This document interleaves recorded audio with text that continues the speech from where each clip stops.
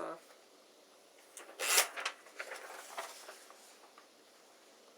After the end of apartheid in South Africa, a Truth and Reconciliation Commission was set up to help expose the horrendous abuses inflicted by that system.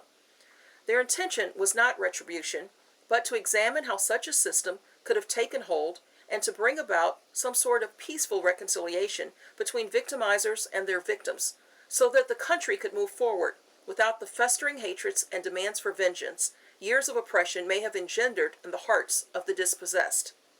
There have been stumbles along the way. There are always stumbles when human beings are involved.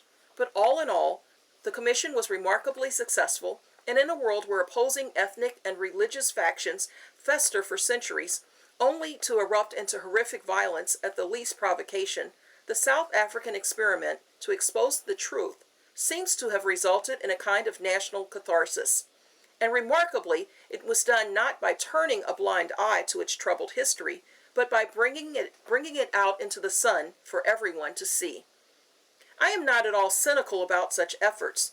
Nevertheless, given the evidence of anti-catharsis in the rest of the world, I am tempted to say, knock on wood, after declaring any such experiment in reconciliation an unqualified success, because there are few unqualified successes in human affairs. We make progress in small steps, and it is usually more of a struggle to sheath our swords than to draw them.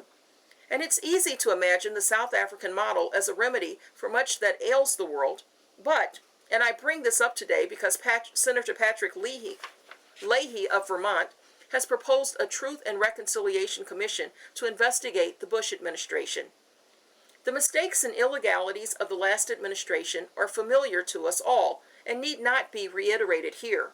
But Senator Leahy's intent is not for partisan vengeance, though many are clamoring for that, but to get the mistakes and crimes and abuses out into the open so that we may examine them, find out what happened, and more importantly, how it happened, and how to prevent it happening again. The senator proposes what amounts to amnesty for all except those who perjure themselves or refuse to testify before the commission. The idea is to get at the truth. Can't we just forget the past and move on? Or does such forgetting condemn us, as Santayana said, to repeat it? Watch Senator Leahy explain the idea below. If you agree, click the link and sign his petition in support of the measure. If you disagree, tell us why. CuriosityTank.com